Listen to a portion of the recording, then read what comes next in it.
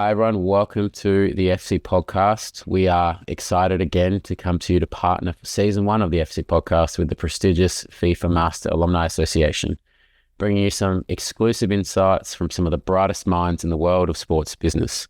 I'm James Kitching, Managing Director of the FC, and I'm a 12th edition of the FIFA Master.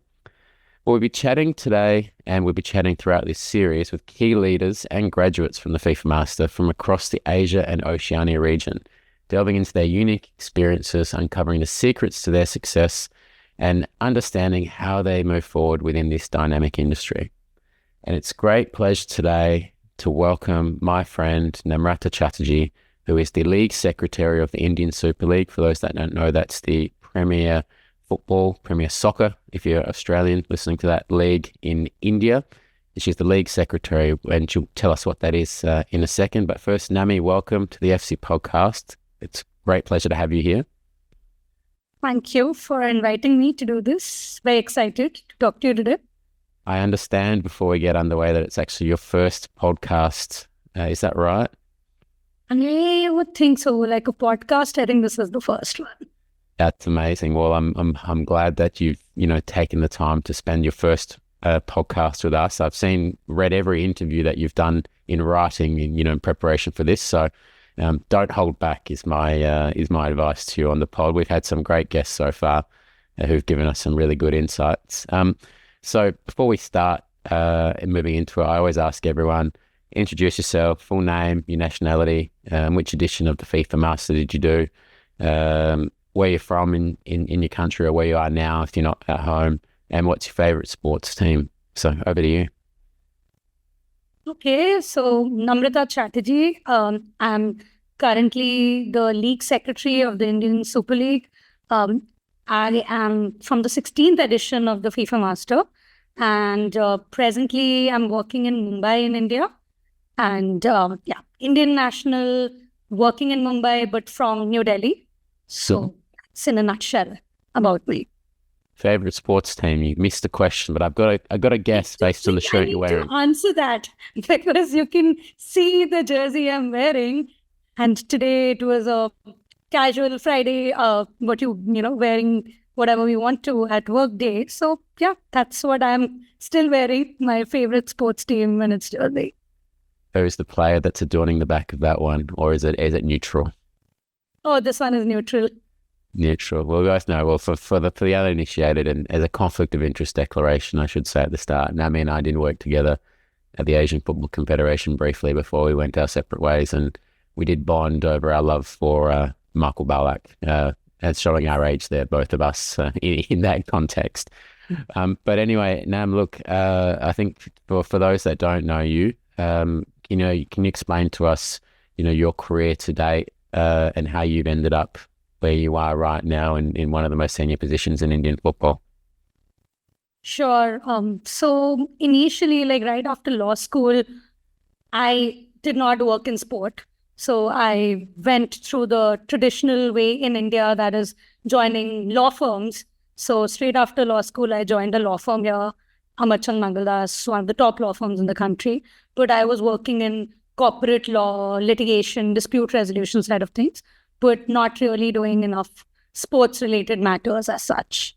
But 2 years into the law firm, I decided that I now want to kind of try doing a master's in sport and then explore working in sports full-time. Like, I've always been interested in sports. I've been a sports fan, not just football, like cricket, tennis. Coming from India, cricket is an obvious one. So I always loved sports. And during my law school, I even interned in some sports law firms, etc., but did not work full-time. So after working for 2 years in the law firm, I decided to try and look for some masters. And it was through a random Google search that I came across the FIFA Master. And yeah, that's where, I ended up next after. I actually went and checked out some of the options for traditional LLMs in sports law. But the FIFA Master kind of felt like the right thing to do because it was not just sports law, but it was also giving me a chance to do sports management and, doing humanities of sport. And it was like 3 different countries, 3 different modules, seemed more of a something that would be more interesting as something to even help me change my career trajectory from law if I wanted to. So with that, I applied for the FIFA Master, got through the whole process. And after doing the FIFA Master, the 16th edition, as I mentioned, I was again looking for job opportunities. James, you were there. You would come to give us a lecture in my edition. I think that was the first edition you actually gave a lecture to. So we'll always remember that. So that's when, you spoke a lot about the Asian Football Confederation where you were working at the time. And that gave me more insights because before that, I didn't even know that, AFC has like such a full-fledged big legal team and, so much legal disciplinary governance like work that is done there with such a huge team and so much work. So that kind of gave me a lot of insight. And later when the opportunity came about and, we worked together. So I ended up after the FIFA Master working at AFC. And when I initially joined, you were, my manager who I worked with. But after that, it's not about me. Keep it going.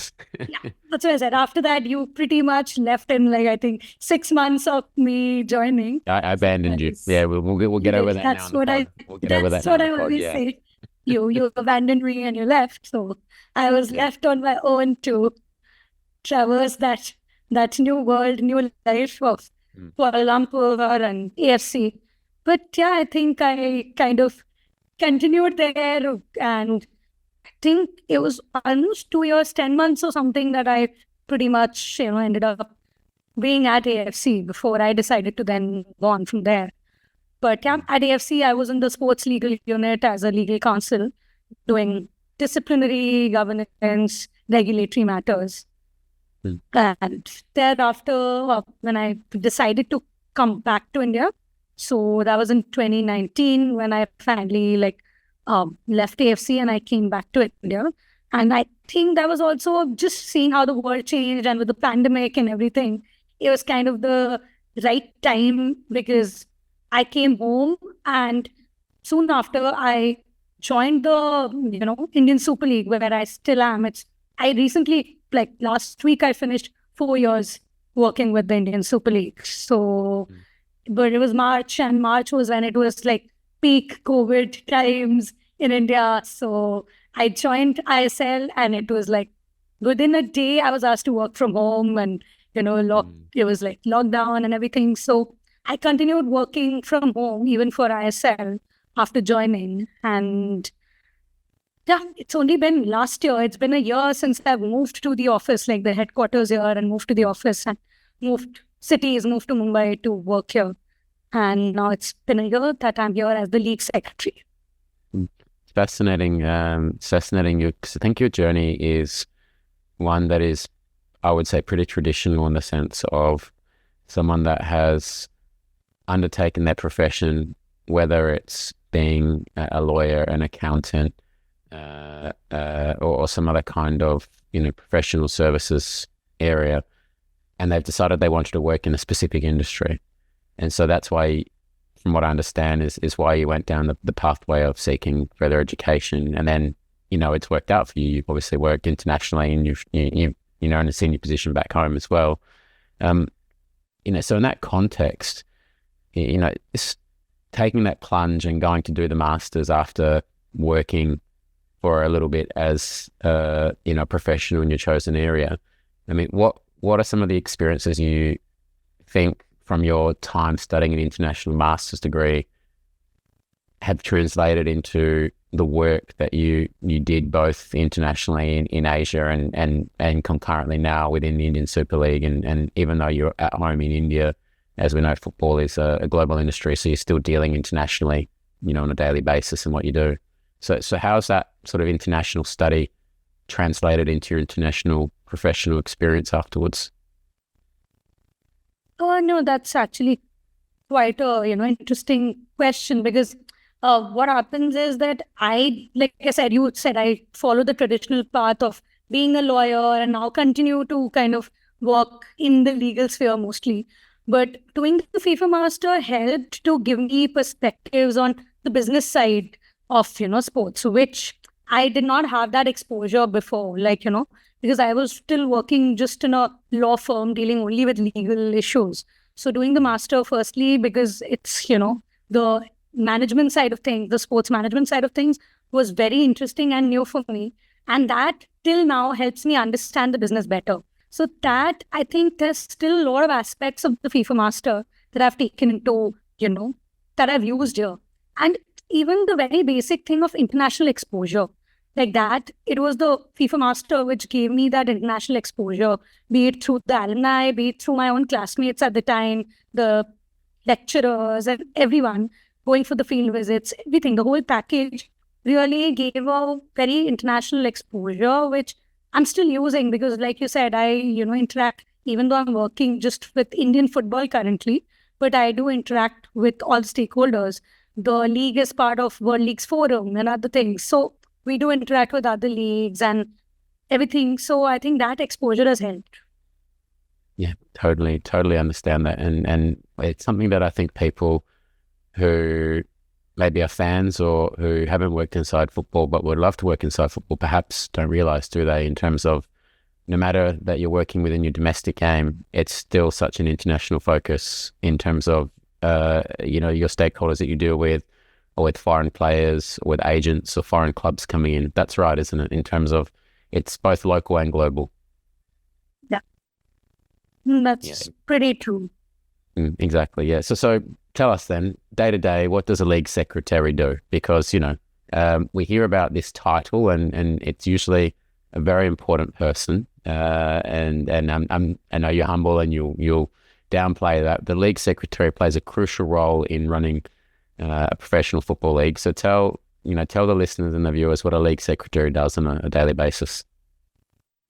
So, actually, like I just mentioned the overview, like my work, I just gave an overview of it, but day to day, it also differs because I will split it by during the season versus off-season work. So in football, like our season kind of pretty much starts from September and it usually concludes around March. But this time, because of, the Asian Cup in the middle, we had to give a long break and the other national breaks, etc. Season is still going on and we'll probably still go on for a while. And it's been this is the 10th season of ISL and it's going to be a long season. So the work during off-season or pre-season, like moving from the off-season to pre-season, is very regulatory heavy, where, like I said, I head the regulatory part of the league. So that's where we do updating all the guidelines, like all the documentation relating to the league, like all the guidelines. So I work across with all the other teams, be it our media team, be it the digital team, be it the operations team, be it the medical team, like all sets of guidelines. So I work with all of them to kind of, regularly review, update, and issue the guidelines to the clubs. Then after that, during pre-season, we also work on a lot of strategies for the upcoming season. So we think of what worked well last season, what didn't, how we can change things. So we brainstorm, we work on strategies. So I kind of oversee a lot of aspects of that. And so that's a lot of pre-season work. During the season, all of the disciplinary matters that the league takes up. So all of that I kind of oversee, as well as any other projects. Like, of course, it's not only it's not that during season we are only working on the day-to-day matches and all the disciplinary work coming out of it. But of course, other projects that we can work on. So there are restructuring projects. There are other things that I'm also involved in. So building, connections overall with the rest of either external stakeholders or even servicing the internal stakeholders. So it's a process, and I'm pretty much involved overall with everything. So day to day is very busy, but yeah, off season we do take a bit of a breather, is what I'll say. So I was about to ask that question. So off season is busier or less busier than during the season? It's a different kind of busy, isn't it? Right after the season gets over is when we are like, okay, we need to kind of, take that break. And 2 seasons of ISL, we did in a bio bubble. So those times, especially we were living in 6 months in a bio bubble with, each other all the time, that after those seasons, we were like, we need to not see each other for a while. So we all went on like a break not to kind of, see each other. But now also, right after the season gets over, we take a little bit of off time, we start things. But then soon enough, because the season, you have to work. So I think regulatory work I do a lot during the pre-season, and it gets very, very busy at that time. And during the season, it's again day to day. We have matches pretty much happening throughout the week with 1 day off or, 2 days off. Otherwise, it's throughout the week. So the disciplinary work and other things that even during the season, we do make changes to some of the regulatory side of things and as required, and introduce some of the new practices, etc. So all of that keeps going on. So it's, like you said, different kind of busy, but it's pretty much always busy. Yeah, fair, understood. I mean, let's talk about you a little bit personally then. So how you manage that and strategies you use. I'd be fascinated to hear, given, your role and how you mentioned it's across all of the different elements of the business, really. How you deal from a leadership perspective with the other departments, because I imagine every department sees the league secretary coming and, that there's potentially different views on how things should be implemented. So in terms of internal stakeholders and your leadership style, what are some of the strategies you use yourself in terms of delivering what you need to deliver? So, I mean, if you talk about leadership styles, I think I have a very participative style, if I would use that term, because even though there are a lot of decision making that I have to be constantly involved in, I like to take inputs from the others. And like you said, because I work with different departments and, overall guidelines, it's like everyone, they are the ones dealing with those departments directly. They know the subject matter better for those. So of course I take their inputs, etc. for most of the things. But then it also depends on when you have more time, you can kind of, engage with everyone, get more creative ideas and, think of how to improve things. That's what I prefer overall. But in some pressure situations, we adapt, even though I usually follow a participative style. But if it's a pressure situation and I have to make some key decisions with less time, I will probably go ahead, make those decisions, solve some problems as they come. And then I still like to keep the others working with me or, the whole team involved with those. So I would still let them know that, okay, this is a decision I made and this was, what we are going to now do. If you have something further, how we can work on it, tell me. So I still believe in keeping others involved, but at times you just have to take your own calls and go ahead. But overall, I don't think I like to micromanage. I like people to do their things, but maintain timelines. That's how kind of I prefer. Time management in a time-poor situation, which is sport, is crucial, isn't it? Yeah. Indeed. So that's internally, and externally as a league secretary. As I understand from what you've told me, a lot of your external relationships are directly with your clubs in the league, right? And you're dealing quite a fair bit with the clubs. So in terms of your style and how you address the challenges, because obviously clubs and leagues sometimes always you have different interests and tensions. The club's always trying to win, and push the boundaries. So how do you help keep those relationships smooth, when sometimes you have to make tough decisions, for example? I think more and more, everybody is moving towards being professionals. So that's how you kind of deal with situations. Of course, there's a lot of relationship maintaining and there's a lot of doing what you have to do. So you try to balance in that and you get the work done. I mean, it's whenever there's any conflict or any issues overall, I mean, being a lawyer, it comes naturally, of course, that you have a conflict resolution as part of what you do. So, yeah, I mean, if there's any problem, I'm always looking for a solution. I mean, I do believe if there's a problem, there has to be a solution. So I work towards finding those solutions and in a collaborative manner, like overall, even with external stakeholders, I can simply in one line say I have a collaborative approach where that can work. And where sometimes, because even I worked with AFC, which is again a governing body. Now I'm working with the league. So it's, for me, my work has mostly been with the, organizations which are more as the regulators, the, governing bodies, etc. So sometimes you have to be the one taking some decisions and, implementing them. And sometimes you can kind of have a larger discussion, get more inputs, and then, so it's similar, I think, when you work internally as well as with external stakeholders of that. Sometimes you're the big bad wolf and you make your decisions. But I think the takeaway for those listening, and for me anyways, is collaboration, consultation, and deliver buy-in to your decisions. Is that accurate, you'd say? Yeah, pretty much. Great. And what about successes? We've got about 5 minutes left, so we'll take you to a couple topics to finish up. But what's probably your biggest success that you've had?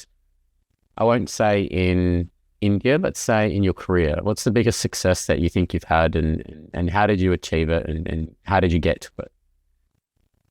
I think this whole path and reaching here, because like I said, I started with a traditional law firm mentality, doing that, and having no work experience in sport before. I did not even play any sport.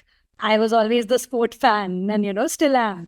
So coming from there and now reaching, certain heights in working in sport is a success in itself. But I think, last year also becoming a CAS arbitrator was a big milestone in this journey. Got to mention that before. Congratulations. Thank you. Congratulations to you too. So keep going. Sorry. So yeah, becoming a CAS arbitrator was also a milestone, if I can put it like that, because at the moment I'm the only woman in India who is a CAS arbitrator. So reaching there, and of course, today, in today's day and age, of course, women and men are both playing a lot of important roles in, the sport industry. But still, it's not always been the same, and it's now improving, but it's not always been that women are also at, senior roles, and women are also doing, being so involved in sport. So when traditionally sport has been more of a male kind of, dominated industry, to be able to now become a CAS arbitrator, be the league secretary, and all of this is a career milestone in itself. And I would think of that as some sort of a success. Success is evolving, and you don't really know how to just quantify it with one thing or the other. But yeah, at the moment, maybe that's one of the things I would say it's something I can call. So Tsunami, on that point, I think, you touched on, the growth of the female game, but still the challenges, about being a female in football, which is a very misogynistic environment. And I wanted to touch on some of the biggest challenges you faced in your career and how you overcome them. So in that context, not to put you on the spot, but when it comes to the gender question, is that one of the challenges you faced? And what are some of the other challenges that you faced in your career as you've progressed? And for our listeners, what are some of the things that you've implemented to overcome them to get where you are? The gender thing, obviously, sport has been more of a, male-dominated industry to start with, but things are changing, like I say. And I'm doing my part to make that change. So even though there have been challenging moments, I think we just overcome it. Like, you go, do your work. If you're good enough, you are there. And even if some people don't want you to be there, you're just going up, showing up every day, doing your work. So people have to take note of the fact that you belong here. And that has happened. So we overcome all of that. But other challenges, of course, sport is a very dynamic industry. So things are always changing, evolving. We are, running things on ground operationally through the pandemic. I think one of the biggest challenges was working through the pandemic. And, our league was one of the only leagues in India which did not stop during the pandemic. Like, we continued the season. It was in a bio bubble, but we continued it. And working to make sure that happens. And, my contribution to that also, every time there was a problem, finding a solution, I think all of that really helped to overcome whatever challenges we come across. I think, and just, I believe personally that if there's a problem, there has to be a solution. How you find it, how you implement it, that's then the challenge which you overcome. But every time there's a problem, you go and find a solution and then move on to the next thing. Every day is a new day with a new challenge.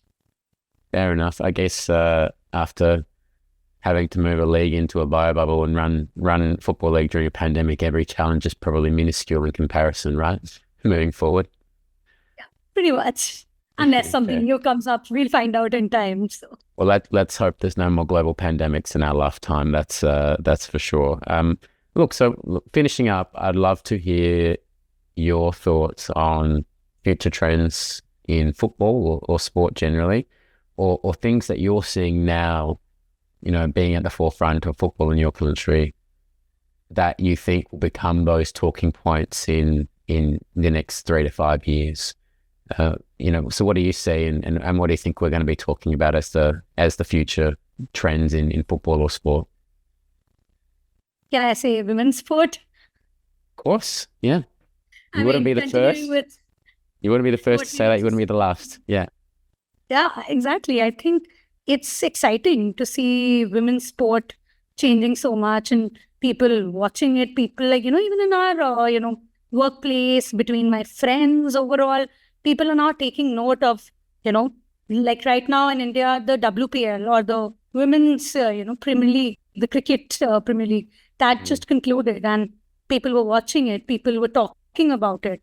So even though, IPL, the men's one version is about to it started today, actually. It's like today is going to be the first IPL match.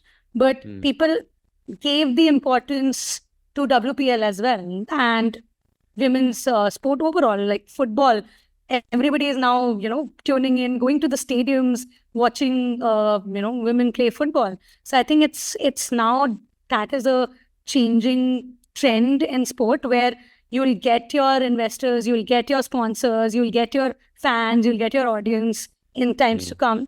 And it would be more about the sport and not who plays it. So I think people are going to just go enjoy the sport they appreciate rather than only restricting to watching men's sport or following women's sport. I think it's going to be growing in the future and we are going to talk more and more about it.